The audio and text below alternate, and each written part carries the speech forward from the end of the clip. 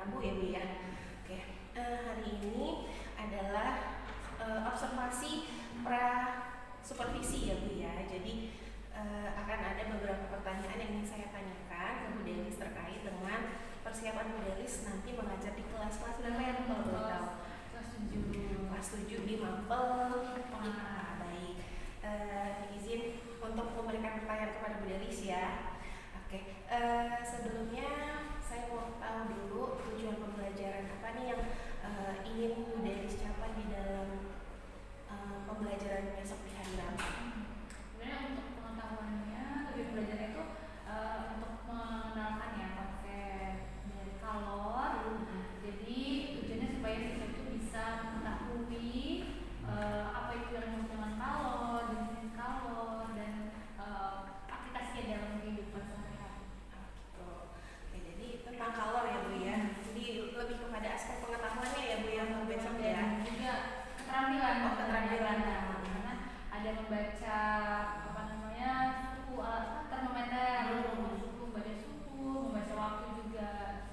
Oke, dalam supervisi atau dalam pembelajaran nanti yang akan Bu Delis lakukan, ada nggak sih Bu bagian-bagian mana yang ingin lebih dikembangkan oleh Bu Delis dalam pembelajaran itu? Bagian ini kolaborasi. Kolaborasi. Nanti kan mau dibuat dalam kelompok ya, karena kan kita ada kolaborasi sekarang ini, jadi harus mengenalkan kolaborasi kepada siswa. Kolaborasi ya, lebih kepada jadi nanti untuk pembentukan kelompok gitu ya Bu ya. Nah, kalau boleh tahu untuk pembentukan kelompok nanti yang ingin Bu Delis lakukan, cara yang ingin dipakai seperti apa Bu? Kalau saya sih biasanya random aja supaya siswa itu bisa bertahu mau dia punya keterampilan yang bagus atau belum, biar saling belajar. Jadi ada perbedaan di dalam kelompok itu ya Bu ya. Oke. Heterogen. Iya, heterogen gitu ya. Lalu strategi apa yang sudah Bu Delis siapkan untuk pembelajaran di hari Rabu? Ya, strateginya kita pakai buat praktikum percobaan. Jadi alat-alatnya sudah saya siapkan, bahan-bahannya. Jadi tinggal nanti bagian kelompok, kemudian percobaan. Setelah itu kita latihan soalnya dari praktikum yang ya, berdasarkan hasil yang didapatkan ya Bu ya. Ya, mungkin untuk kali ini di pas pra observasi mungkin hanya itu ya Bu yang ingin saya tanyakan. Mungkin nanti lebih lanjutnya bisa kita lihat ya di dalam proses pembelajaran nanti di dalam supervisi di hari Rabu besok ya Bu ya. Oke, terima kasih untuk pra observasinya yang pertama ini. Nanti akan ada observasi dan pasca observasi. Mohon bantuan dan bimbingannya. Mohon bantuan bimbingannya. Terima kasih kepada Bu Delis saya ucapkan. Assalamualaikum. Terima kasih. Waalaikumsalam warahmatullahi wabarakatuh.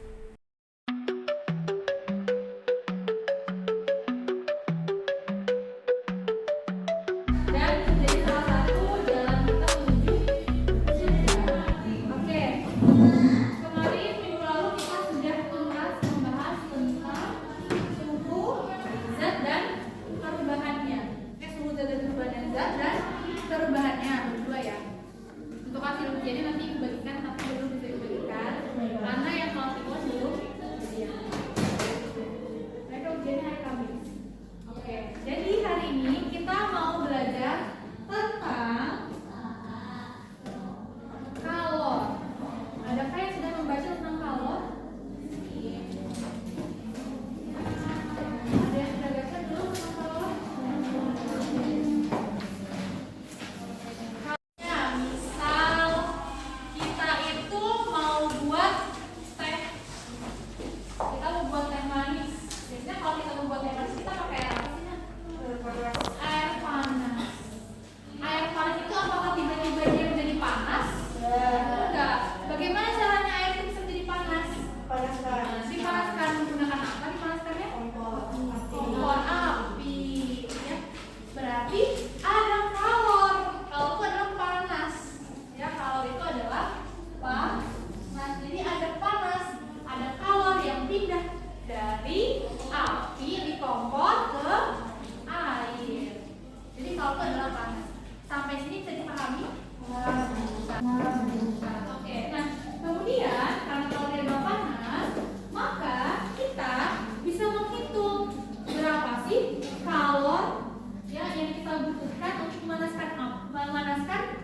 air, berapa sih kalori yang kita butuhkan untuk memanaskan misalnya sirup?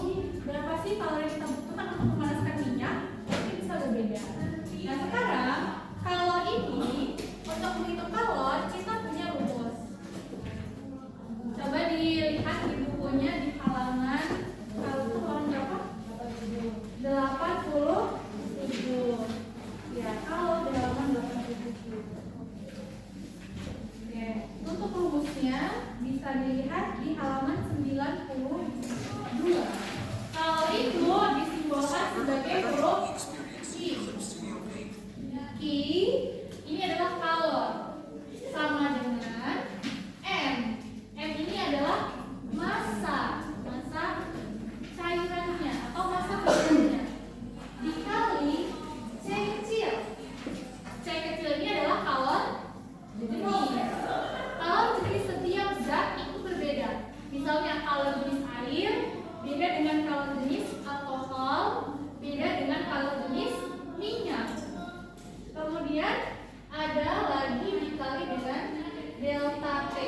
T-nya ini dari temperatur atau suhu. Maka kalau delta T berarti apa nak? Perubahan suhu. Untuk tahu perubahan suhu kita ngapain? Kita ngapain?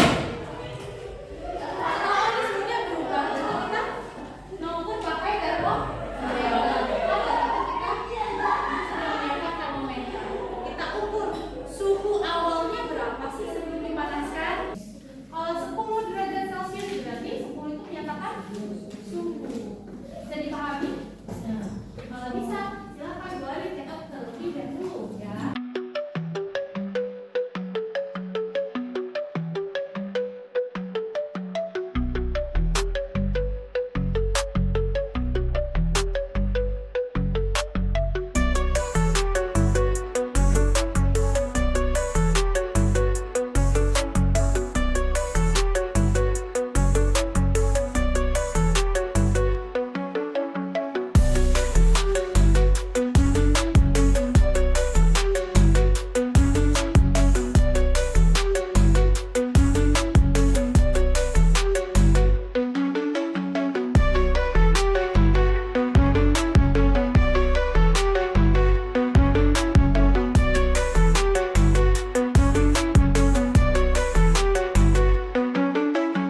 Kalau sudah, sekarang coba dibaca contohnya nak. 1, 2, 3. Sampah memanaskan air sebanyak 500 gram. Suhu awal air adalah 25 Celcius. Air dipanaskan sampai suhunya 75 Celcius. Berapa kalori menerima air? Oke, jadi ada sampah. Sampah ini memanaskan air. Airnya sebanyak 500 gram. Berarti 500 gram ingat? Berarti 500 ini menunjukkan apa nak? Massa. Berarti massanya adalah 500 gram. Oke. Kemudian suhu awal air adalah suhu awal. Berarti suhu airnya berapa nak? 75. Suhu awalnya 25. Oke. Sekarang tinggal kita kalikan. 500 dikali 4,2 dikali 75 dikurang 25 berapa? 50. Berapakah jawabannya? Nah, silakan dicari.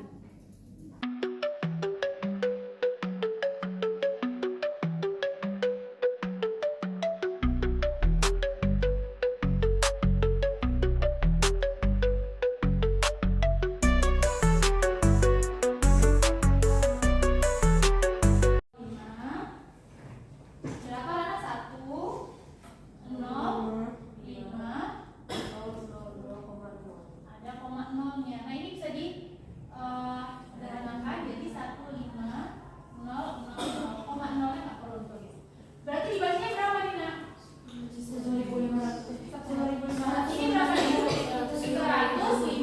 305.000. Ini kan 5.000 kan? 5.000. Kemudian ini 105.000.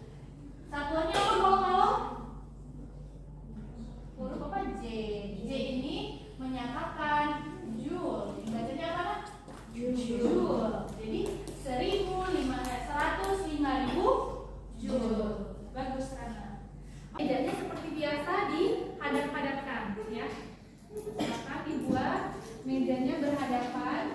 kelompok ini kelompok 5, kelompok 4, kelompok 3, kelompok 2, dan kelompok 1.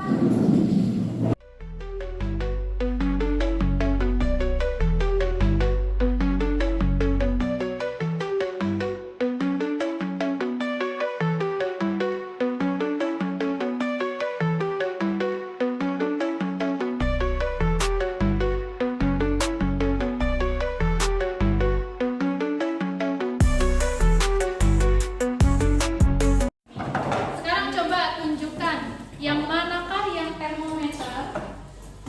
Ya kan? Oh ya. Termometer gunanya untuk apa? Suhu, bagus. Kemudian yang manakah yang kaki 3? Ya, untuk apa kaki 3? Untuk sebagai tempat ya. Kayak tungkunya. Tahu tungku? Tahu. Yang lampu spiritus yang mana ya? Bakar spiritus? Ya, diangkat coba, diangkat yang mana bawah spiritus? Ya, yang warna biru cairan dalamnya adalah cairan spiritus. Nih cairan ini. Atau sebagai bahan bakarnya, ya. Kemudian yang mana yang kasar? Iya, yang kasar. Oke. Gelas beker yang mana? Angkat? Oke, sip. Selanjutnya silahkan kalian isi gelas beker itu dengan air sebanyak 200 ml. Oke, dinyalakan dulu. Yang 0 itu tap. Ya, terus diisi air sampai 200 gram. 200 gram itu sama dengan 200 ml ya. Untuk air. Oke.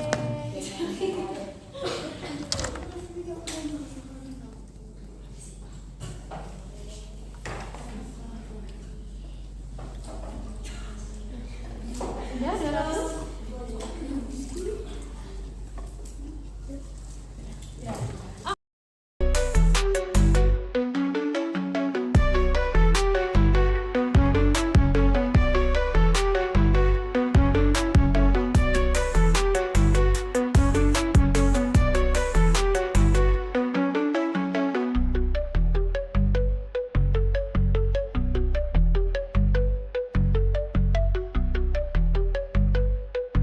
Silakan di buku tulis masing-masing dibuat tabel seperti ini. Tabel percobaan kalau silakan dibuat tabelnya.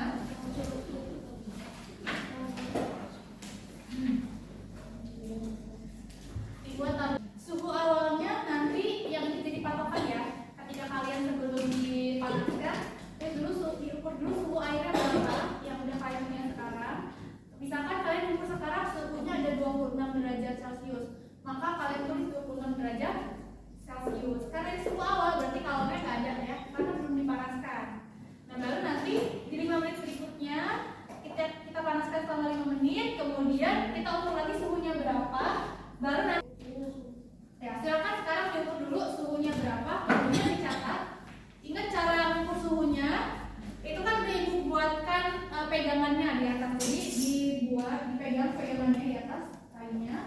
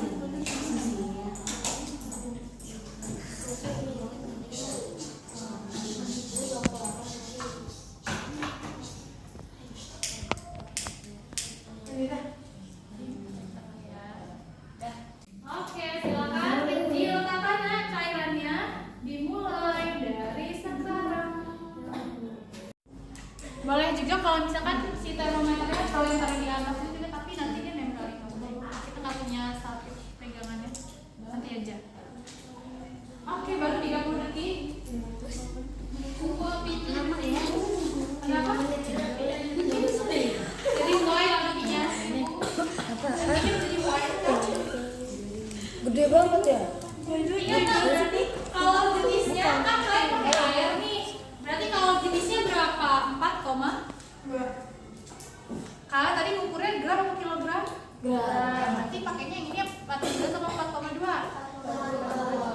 Oh.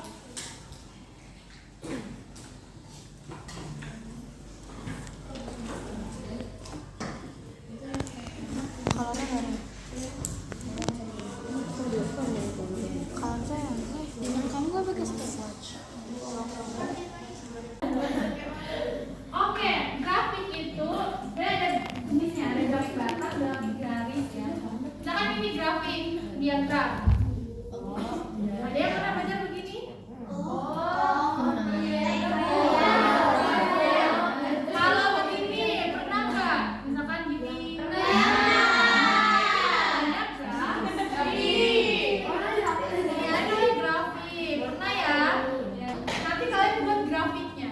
Misalnya nih, ibu buat 26, 50, 65. Di grafik itu ada sumbu X, ada sumbu Y. Yang manakah sumbu X? Yang atas atau yang tidur ini? Oke, nah sekarang silakan dihitung suhunya berapa. Termometer turunkan dulu, Bu. Jangan turunkan, langsung aja.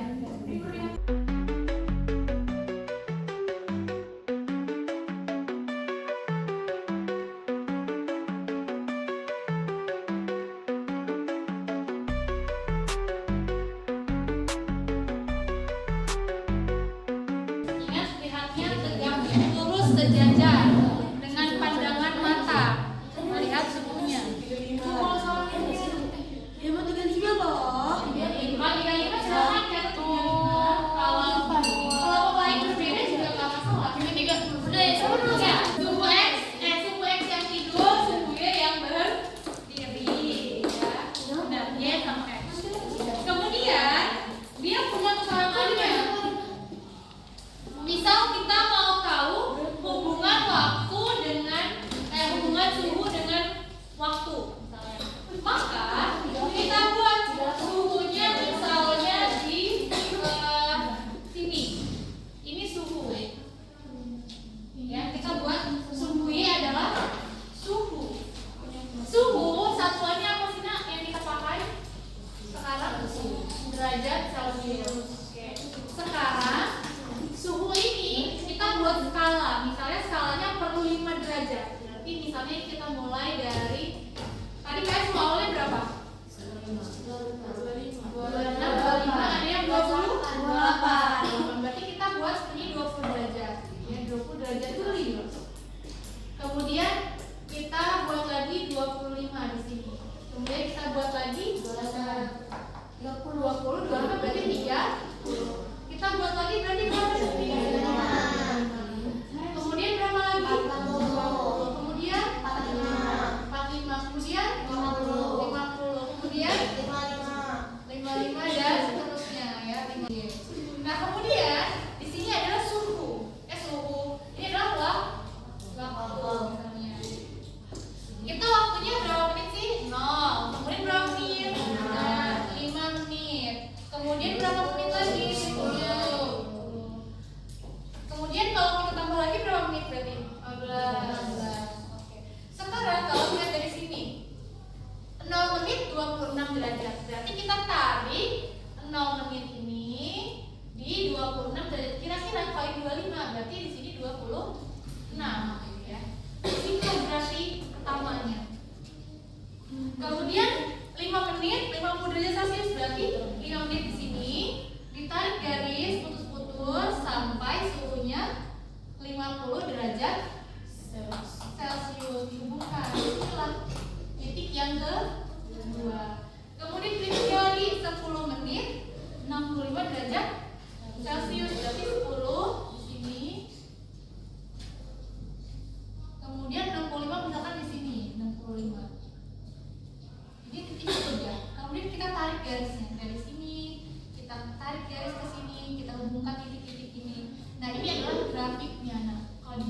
kan berarti grafiknya naik dan naik. Berarti apa hubungannya waktu dengan suhu, suhu dengan waktu, waktu dengan suhu? Tadinya kita bahas tentang pemanasan air. Berarti apa? Semakin lama waktunya maka suhunya semakin tinggi. Sama yang T3 dikurang T1. Mungkin relokasinya C kecilnya 4,2. Nah, ini kan gram, berarti kalau jenis airnya 4,2 sama 4,2. Kalau 4,2 7 per gram derajat Celcius. Oke, nah sekarang sudah 5 menit tambahan waktunya. Silakan diukur lagi suhunya berapa. Suhu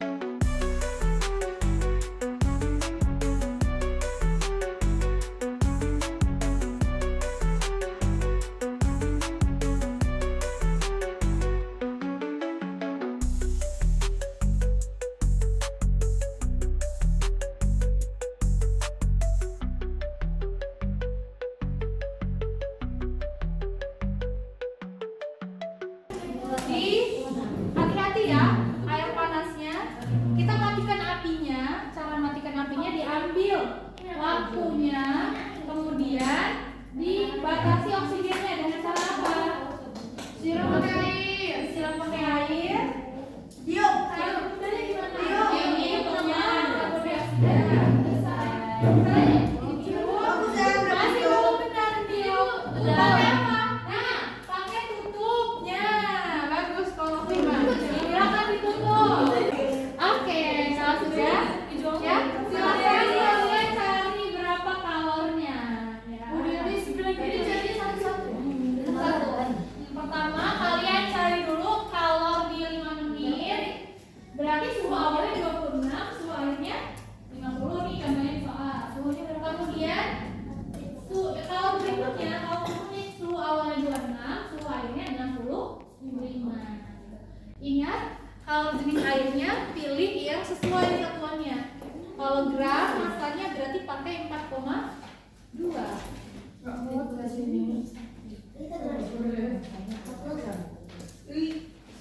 sudah selesai, silakan buat grafiknya ya.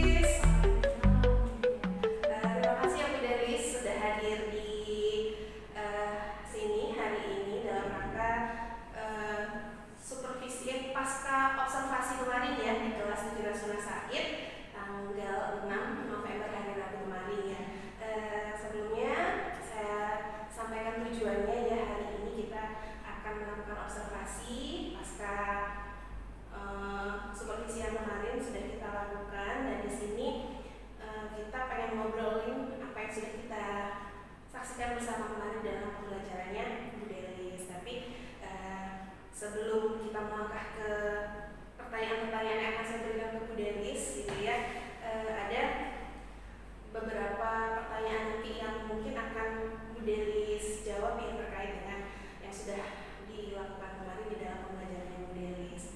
Mohon izin ya Bu Delis ya. Untuk yang pertama saya ingin tanyakan adalah gimana sih perasaannya Bu Delis ketika melakukan pembelajaran di kelas 7 Rasuna Said kemarin? Kalau saya perasaannya, kalau di kelas 7 Rasuna Said ya, kelas 7 Akbar Putri itu senang karena memang dari awal, dari pas kita lakukan asesmen diagnostik itu memang mereka tertarik gitu dengan pembelajaran IPA dari SD-nya. Jadi kalau saya masuk ke kelas itu tetap perasaannya senang. Alhamdulillah ya. Pembelajarannya mengalir dan mereka juga cepat menurut saya ya, ini apa, dalam menangkap konsepnya. Happy ya ini mereka ya. Tidak membuat pusing. Kalau boleh tahu gimana nih perasaan Bu Delis ketika ternyata saya ikut dalam pembelajaran Bu Delis untuk mensupervisi Bu Delis saat pembelajaran? Ya kalau saya senang ya Bu, jujur. karena kan kita belum pernah nih saya belajar sambil direkam, kita melihat gimana sih ekspresi kita mengajar gitu. Nanti kalau kita ketika mengajar, kemudian gimana respon anak-anak. Jadi saya merasa terbantu dengan adanya supervisi yang direkam ini. Oke, bisa nggak sih Bu diceritakan sedikit kembali ya apa yang sudah kita lakukan kemarin di dalam pembelajaran Bu Delis di kelas 7 Rasuna Said itu? Jadi kita sebenarnya kemarin belajar itu untuk mengenalkan konsep awal ya, konsep